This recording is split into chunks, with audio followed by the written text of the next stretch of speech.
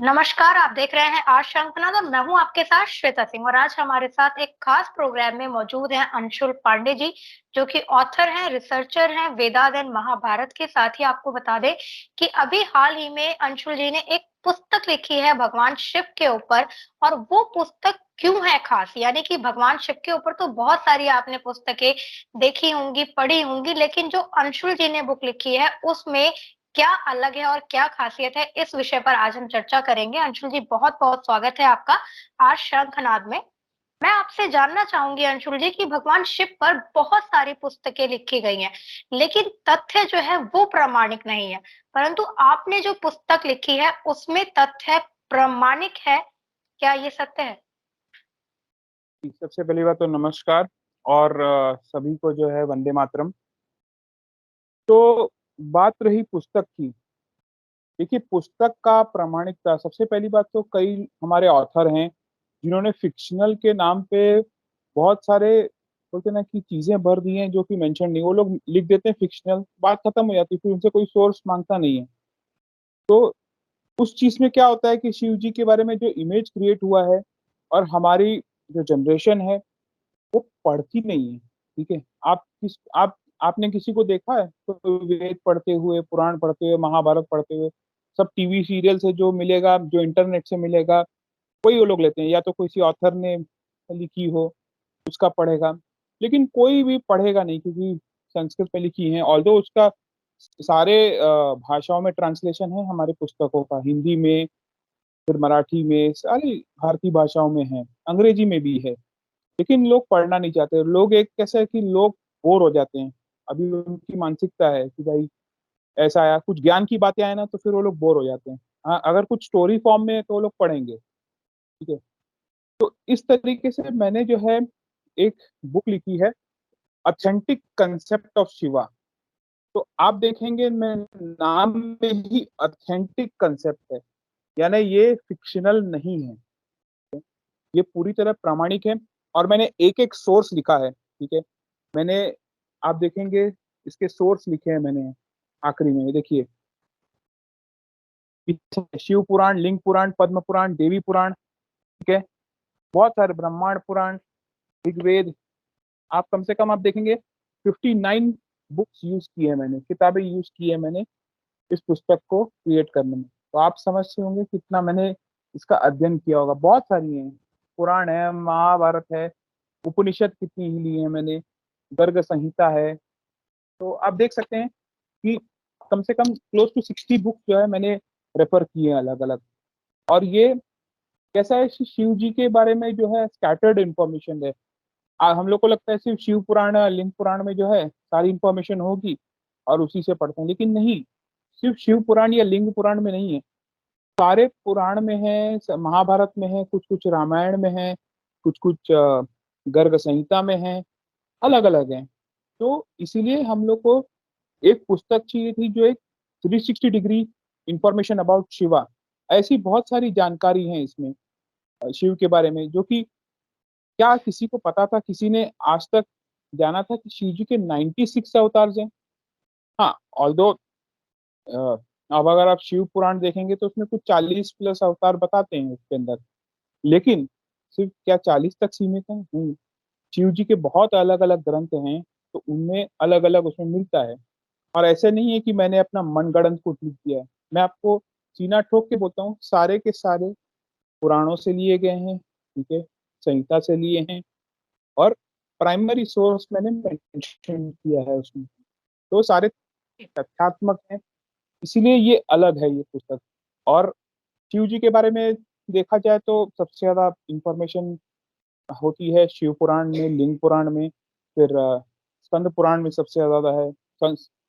फिर कुछ कुछ पद्म पुराण में आता है। जैसे कि मैंने एक स्टोरी लिखी है, ठीक है, अशोक सुंदरी।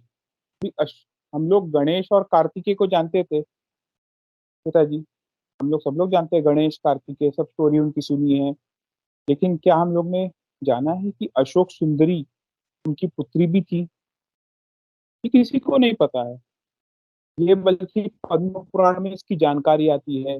फिर उनकी मैंने पूरी स्टोरी लिखी, पूरी जीवनी लिखी है उनकी। तो इस तरीके से सॉरी ये नेट कट गया था। हाँ, तो इस तरीके से मैंने अशोक सुंदरी का जो है पूरा विवरण लिखा है, उसमें पूरा सोर्स मेंशन किया है पद्म पुराण से। और उनकी कब अशोक सुंदरी ने जो है नाहुष से शादी की थी, जो कि उस समय के वो इंद्र थे। ठीक है, अभी इंद्र तो एक पदवी होती है, तो आप जानते होंगे। तो उस समय के वो इंद्र भी थे नाहुष, और कैसे उनकी उत्पत्ति हुई थी अशोक सुंदरी की, वो भी लिखा है मैंने। ऐसे बहुत सारे हैं। जैसे हम लोग बोलते हैं कि तमिल लैंग्वेज, ठीक है, Tamil language was actually that knowledge was given by भगवान शिवा टू अगस्त। पूरा मैंने हायरार्की लिखी है उसकी।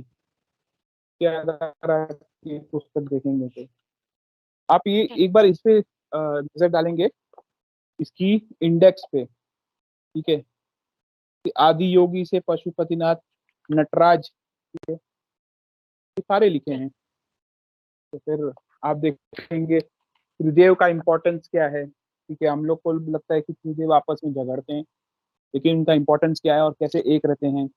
ज्योतिर्लिंग की स्टोरी है। शैविज्म, 12 प्रकार के शैविज्म भी है। ठीक है, जो कि किसी को नहीं पता। कापालिक पंथ भी करके एक पंथ है। ठीक है, तो उनके, हम लोग को लगता था कि शैविज्म सिर्फ एक ही है, लेकिन नहीं भाई, बहुत सारे हैं। हम लोग ने सिर्फ नागा साधु बस यही जानते हैं। ठीक है, उसके अलावा भी एक अकालिक पंथ है, नाथ नाथ संप्रदाय हैं, जो कि हमारे योगी जी उससे आते हैं। तो ऐसे बहुत सारे तथ्यात्मक मैंने जानकारी दी हुई है, तो ताकि लोग शिव जी के बारे में जाने। अभी राम के बारे में अगर आपको जानकारी लेनी है, तो आप रामायण में पढ़ेंगे। ठीक है, अलग अलग रामायण है, वहां मिलेंगे। कृष्ण के बारे में आपको जानना है, तो आपको भागवत पुराण, ठीक है, विष्णु पुराण, ये सब हरिवंश पुराण इधर मिलेंगे। लेकिन शिव जी के बारे में कोई ऐसे एक दो पुस्तक में नहीं है। जैसे आपने कभी सुना होगा बृहद धर्म पुराण, ये भी है, वहां पे भी शिव जी के बारे में आता है, जानकारी आती है। तो ऐसे अलग अलग उससे मैंने तथ्यात्मक जानकारी देने की कोशिश की है, ताकि, और मैं कैसा है कि मैं उस चीज में बिलीव करता हूँ जो सीरियल में जो दिखाया जाता है, वो एक्चुअली स्क्रिप्चर से ऑपोजिट होता है। ठीक है, इट इज टोटली, बोलते हैं ना कि इनकरेक्ट। जैसे मैंने महाभारत पे भी एक सीरीज की थी, कभी आप हो सके तो महाभारत पे भी चर्चा करें। महाभारत में जो एक्चुअली हम लोग ने सीरियल में देखा है और हम लोग एक्चुअली ब्लॉग वॉग में देखते हैं, वो एक्चुअली अलग ही है। मैंने बहुत सारे ऐसे डिबंक किए महाभारत के रिलेटेड। आप अगर देखोगे मेरे ट्विटर या फेसबुक इंस्टाग्राम में अभी भी होंगे, मैंने लेख भी मिड डे में मेरा छपा था उसको लेके, और उसके सबसे ज्यादा हिट्स हुए थे, मिड डे वालों ने बताया था। तो आपको अगर, जब मैं यही अपने युवाओं से बोलना चाहता हूँ, युवा पीढ़ी हो, चाहे मेरी जो भी है, हम ऐसे बुजुर्ग भी हों, तो टीवी सीरियल्स पे रिलाय ना करें। टीवी सीरियल्स ठीक है, आपको देखना है देखिए, एंटरटेनमेंट का पर्पस के लिए ठीक है, that is very good, but it is not the fact. Fact is written in your scriptures and you have to read your scriptures, there is no doubt on that. ठीक है, इसीलिए मैं लिखा है, मेरा नाम ही ऑथेंटिक कंसेप्ट ऑफ शिवा। इसकी पार्ट 2 भी आ रही है, और उसके भी जल्दी आ जाएगी। तो बहुत सारी चीजें जी। हैं, क्या बताएं, एक जी, पुस्तक है। बिल्कुल, और भी बहुत सारे जी, और भी बहुत हाँ सारे सवाल हैं जिसके बारे में हम आपसे जानना चाहेंगे बिल्कुल, क्योंकि बुक हाँ। का नाम ही इतना सुंदर है, तो बिल्कुल उसमें ऑथेंटिसिटी तो होनी ही है। मैं आपसे ये जानना चाहूँगी अंशुल जी, आपने इतना रिसर्च करके लिखा हुआ है, तो अगर आसान शब्दों में अगर कोई व्यक्ति भगवान शिव की अवधारणा और महत्व को अगर समझना चाहे, तो वो कैसे समझ सकता है? तो देखिए, सबसे पहली बात तो, अगर शिव जी के बारे में अगर आपको जानना है, ठीक है, तो उसको और कुछ नहीं, आपको वो पुस्तक आपकी पढ़नी पड़ेगी। ठीक है, इसीलिए मैंने सिंप्लिसिटी के लिए, अभी सब कोई पुस्तक पढ़ने से जाएगा नहीं, इसीलिए उनके लिए सबसे सिंपल और आसान वे में लिखा लिया है। ठीक है, क्योंकि, और ये मैंने, ऐसा नहीं है कि मैं लोगों को भ्रम में डाल रहा हूँ, या इसमें पूरे ऑथेंटिक सारे कंसेप्ट मैंने डाले हैं जो भी है शिव से रिलेटेड।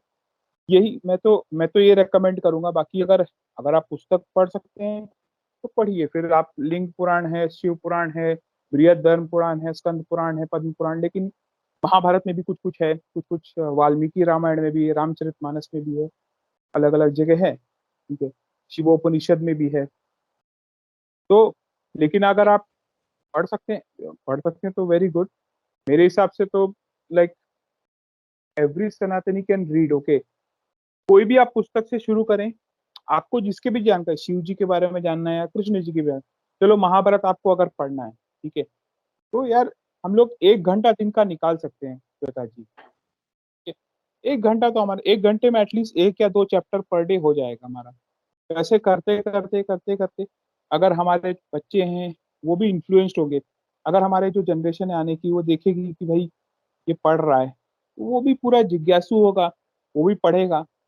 और मेरे हिसाब से लाइक लोग इतना लाइक अपने आप को कट्टर सनातनी बोलते हैं, अपने आप को सनातनी योद्धा, लेकिन जब तक आप पढ़ोगे नहीं पुस्तक तब तक आप ना योद्धा हो ना सनातनी हो। ठीक है, मेरे हिसाब से पढ़ना बिल्कुल, जरूरी है।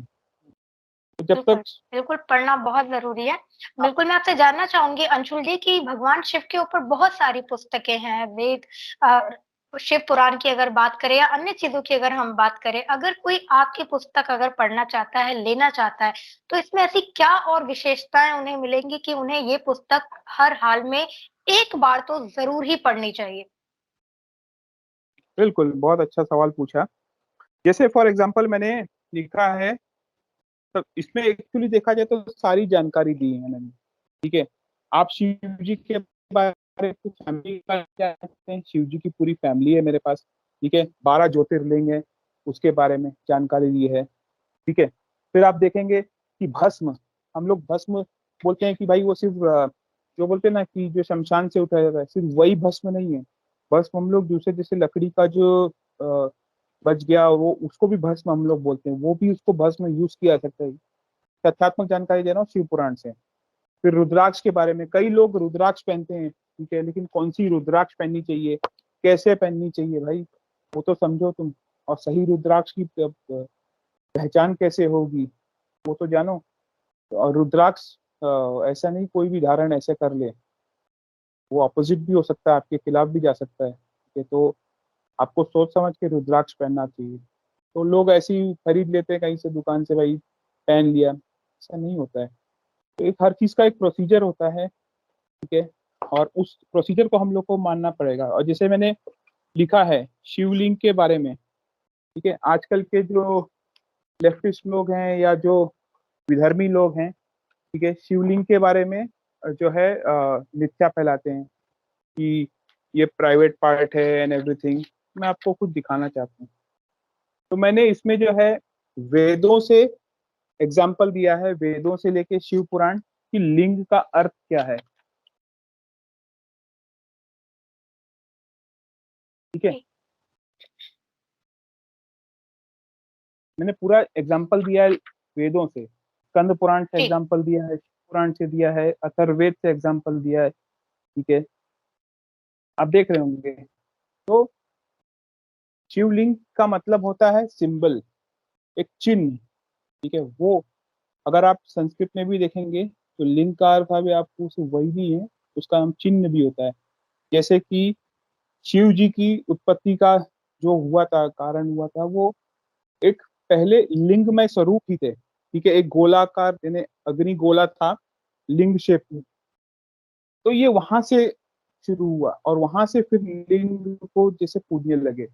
अब ये लोग अपना खुद इंटरप्रिटेशन करने लगे। ठीक है, लेफ्टिस्ट लोग और ये एवरीथिंग जानबूझ के हमारे सनातन धर्म को बोलते हैं ना कि हानि पहुंचाने के लिए ये करते हैं, और अभी भी चल रहा है काम। ठीक है, तो और ये चलता ही रहेगा, क्योंकि इनको पता है कि सनातन धर्म सबसे पुराना है। हमारे ही सबसे, अगर आप देखा जाए तो ऋग्वेद सबसे हमारी ओल्डेस्ट बुक है। ठीक है, इनसे भी पहले जब पूछ नहीं था। तो यही है, भैया, मैं यही बोल दूंगा आपको कि इसमें सारे सारे के सारे तथ्य इसमें मेंशन है। जी, ठीक है। बिल्कुल। बिल्कुल, आपने बताया कि आपकी पुस्तक में जो विशेषता है, आपको बहुत सारी जानकारियाँ एक ही पुस्तक में मिलेगी। बाकी जानकारियों के लिए आपको अलग-अलग पुस्तकें लेनी होंगी, लेकिन अंशुल जी द्वारा जो लिखी पुस्तक है, एक साथ आपको भगवान शिव के बारे में बहुत सारी विशेषताएँ आपको जानने को मिलेंगी।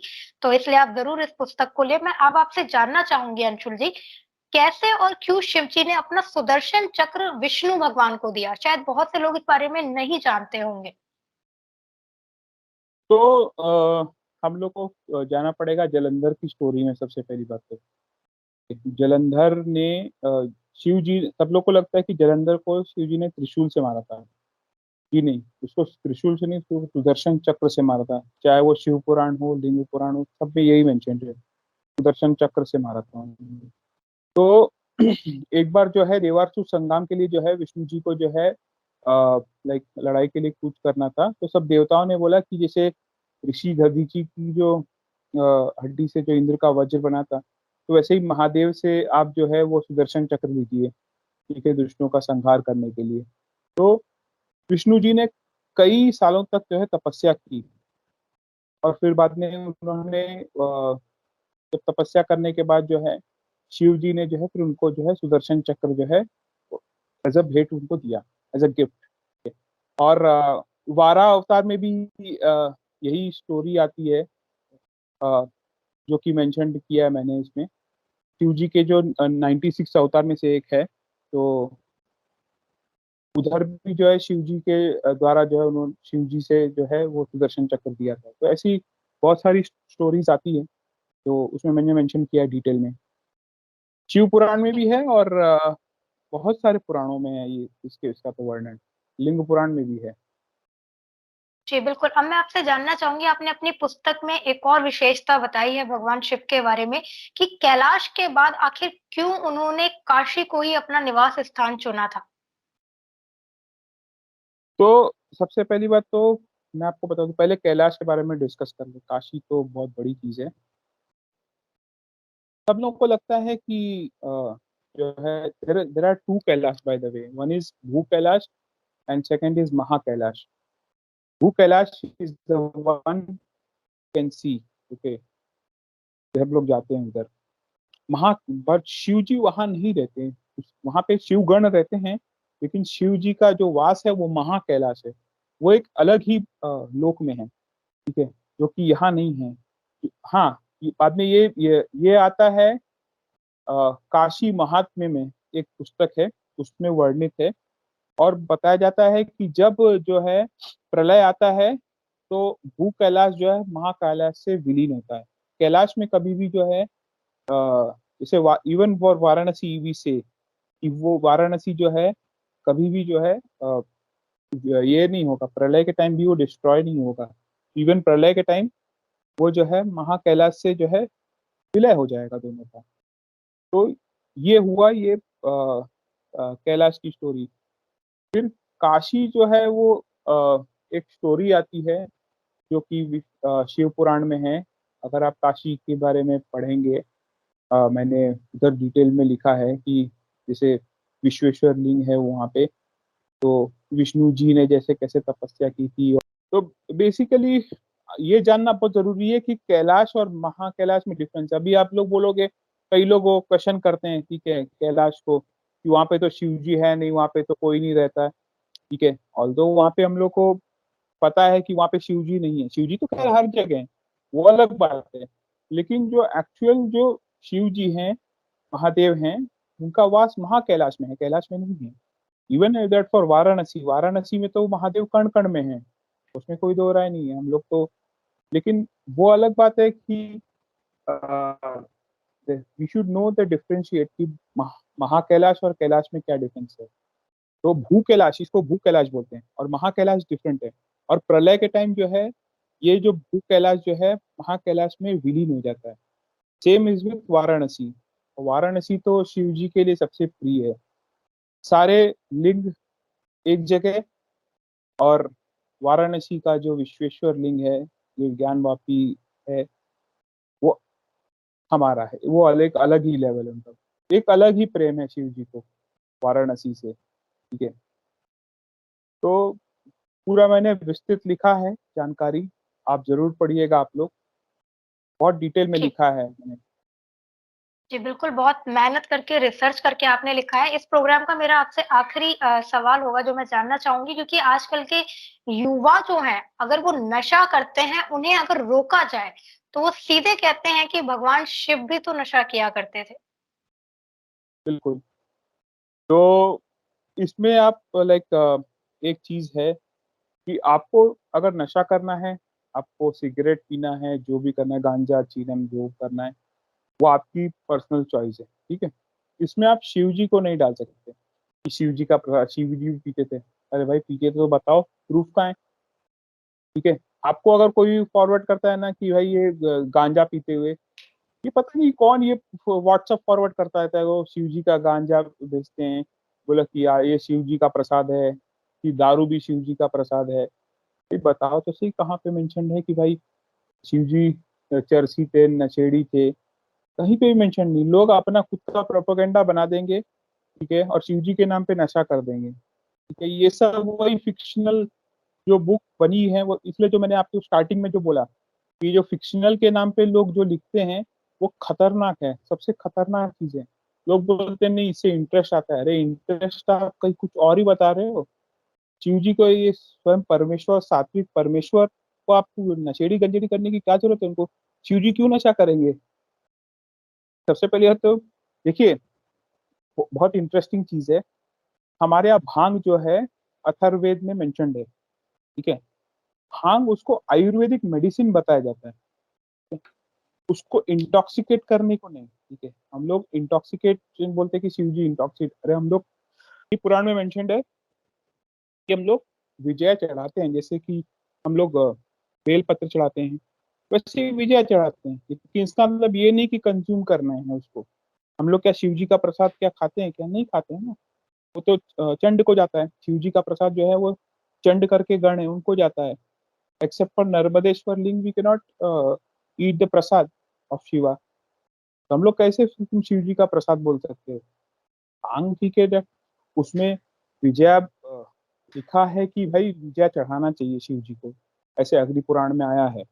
लेकिन कहीं पे भी मेंशन नहीं है कि वो ऐसे कंज्यूम करते थे और इंटॉक्सिकेट करते थे, ऐसा कहीं पे भी मेंशन नहीं। नीदर तो गांजा गांजा और चरस का तो मेंशन भी नहीं है।